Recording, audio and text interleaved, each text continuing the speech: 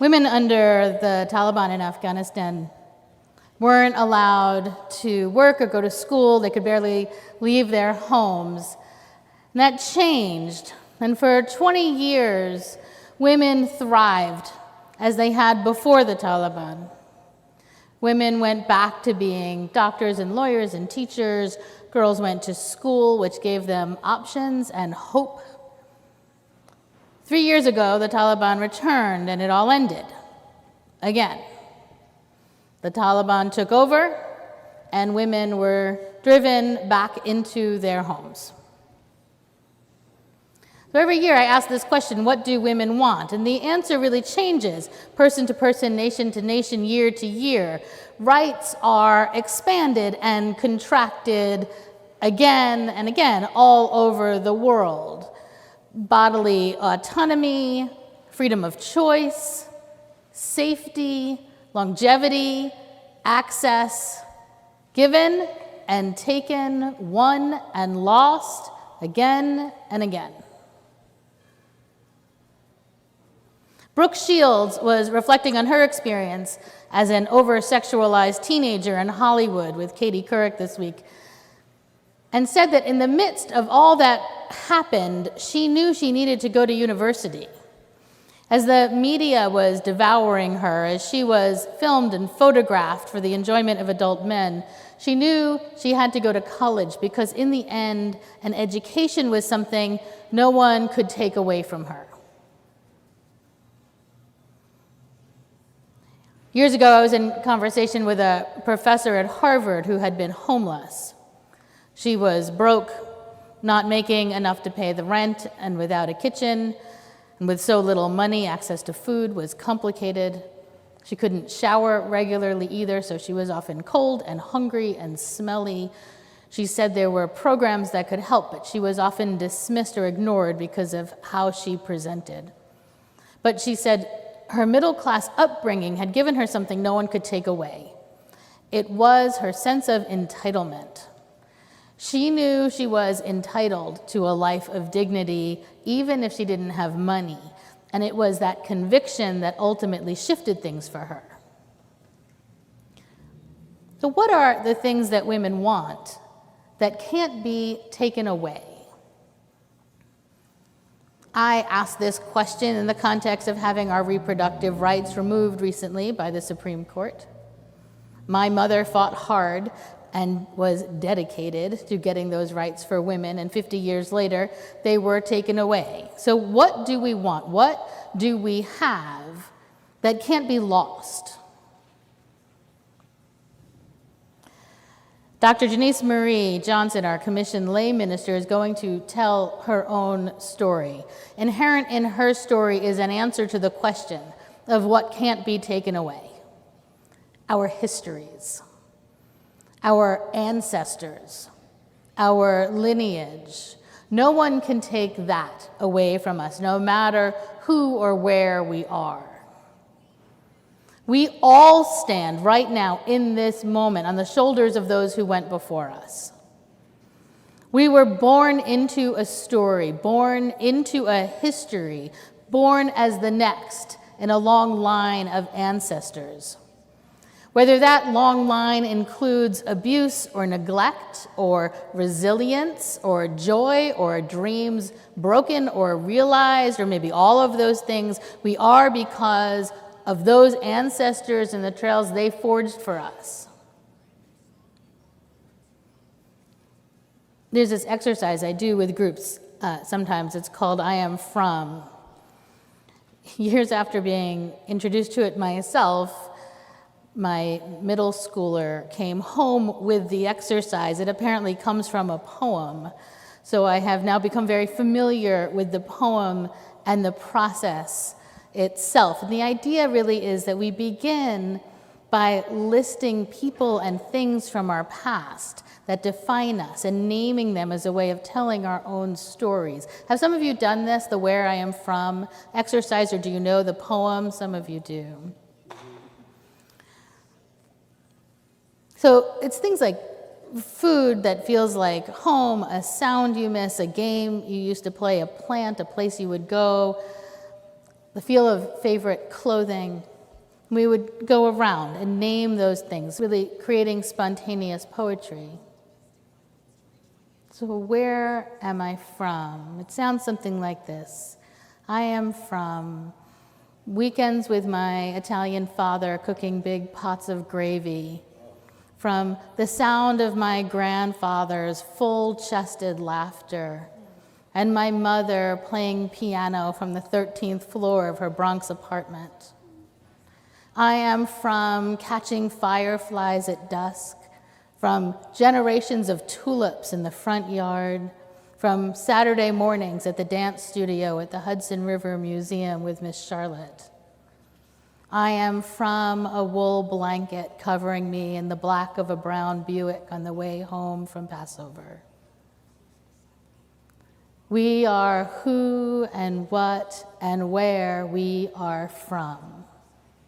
We are the stories we were born into as much as the stories we create while we're here. What can't be taken from us is the wisdom, the hurt, the recovery, the tangled lineage passed on to us from those who went before. When we gather our strength for the challenges facing us, we're going to need to pull from behind us and from within us as women and men and genders across the spectrum have always in the world, all through history, because it is our stories, our ancestors, and the wisdom of our grandmothers that they can't take away from us. Janice Marie will tell us more about who and what and where she is from. I'm honored to share snippets of my history, my story with you here and now. Today I honor my ancestors, especially my grandmother, Emily Adina Johnson, Miss M to most who knew her. I'll give you a little cultural context regarding who she was. She was, like most of my family, from Jamaica, or I might say from Bacayad, from Jamaica, island of blue maho and laughing waters, of indigenous Arawak and Taino Indians.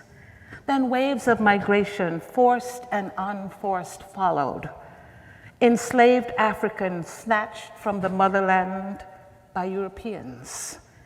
Chinese indentured servants, Indian indentured servants, Middle Eastern merchants, white owning class, etc. My grandmother was a product of her time, and she was a rebel. She was equally comfortable cooking in her kitchen, organizing protest marches. Both were hers to do. She was a woman dedicated to co-creating an independent Jamaica, one that could thrive without the shackles of colonialism that had formed our history for 300 years.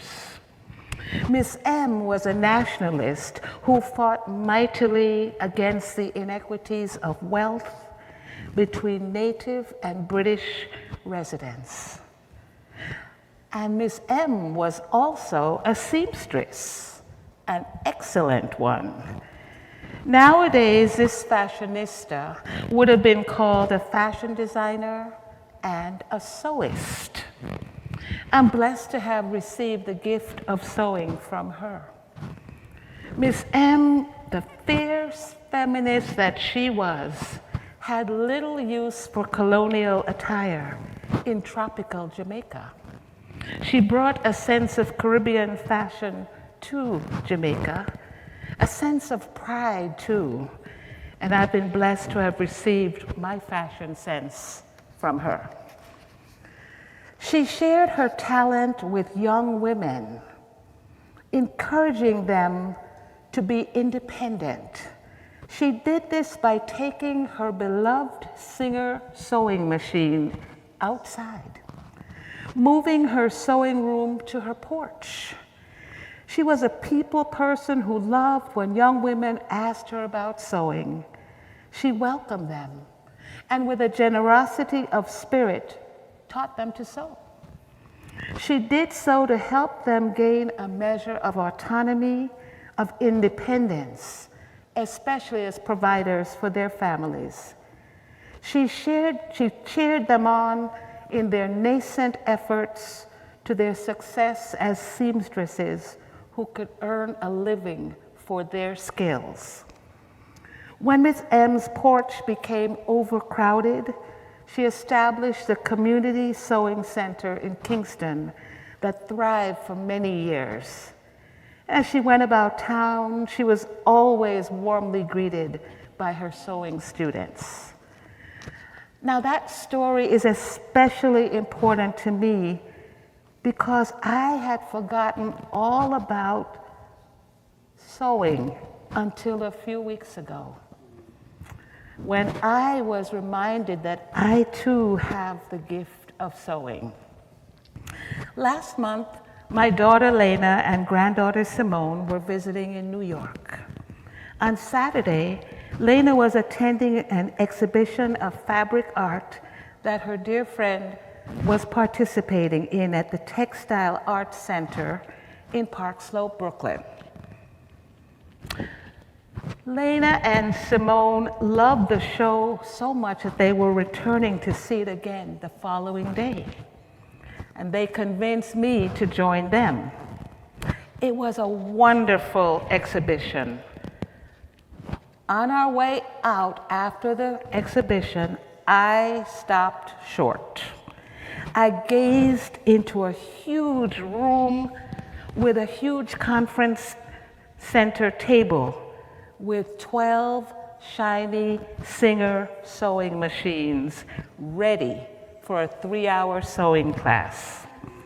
Well, the 3 generations of us signed up for the class, and we had a blast. At the end of the 3 hours, I had sewn a jacket. Lena and Simone had each sewn a pair of shorts. Of course, the pieces of fabric were pre-cut. That made it easier. I want to give a shout out to Hekima Hapa, who taught the class. She's an independent fashion designer from Brooklyn, a Black woman, the founder of Black Girls Sew, a wonderful not-profit organization committed to positively impacting its community through education in sewing, design, and entrepreneurship. She also co-authored with Leslie Ware an important book entitled Black Girls Sew: Projects and Patterns to Stitch and Make Your Own. I don't understand how over these many years I had actually forgotten that sewing was always a part of my life. When my twin sister and I were in undergraduate school, we had a successful small business sewing wedding party dresses, leather coats, bikinis, baby clothes, etc. And we earned good college money. My ancestors paved the way for me to recognize the importance and urgency of empowerment. My aunt, Dr. Joyce Lilith Robinson, loved books from an early childhood. I think I got that love of books from her. No surprise to my family, she became director of the Jamaican Library Service and leader of the Jamaican National Literacy Program. After that, she set up an institute to address national unemployment problems among young people, especially young women. The Human Employment and Resource Training Agency, the HEART Agency. Then after retirement, she opened a consultancy offering services in adult education, management, and skills training. Now, born in an era where male domination was very much in vogue, my Aunt Joyce held her own in several national positions that were considered men's work. The African-American poet Cillian Green reminds us that each woman is like a step in a staircase that continues to go up. Green's work, rooted in a cultural place of ancestral connection and spiritual truth, speaks deeply to me. Fadia Sahad Samira Al-Tuwarji, both of the World Bank, remind us that gender equality and women's empowerment are not merely slogans, and nor is International Women's Day simply an occasion to celebrate the success and highlight challenges. It is actually an opportunity to reaffirm that investing in women and girls is the right and smart thing to do to reap the significant benefits of the so-called gender dividend. Let's close gender gaps with impacts that will last beyond the pandemics of COVID and all the isms that we collectively encounter. There's a Jamaican expression, "Wiliklo but we talawa." In English, it means something like, we may be small in stature, but we are strong. Thanks to those who came before, I grew up believing that I could be anyone I wanted to be.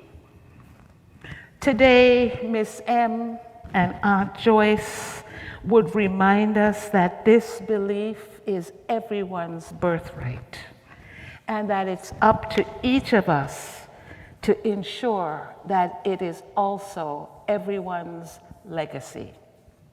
Thank you.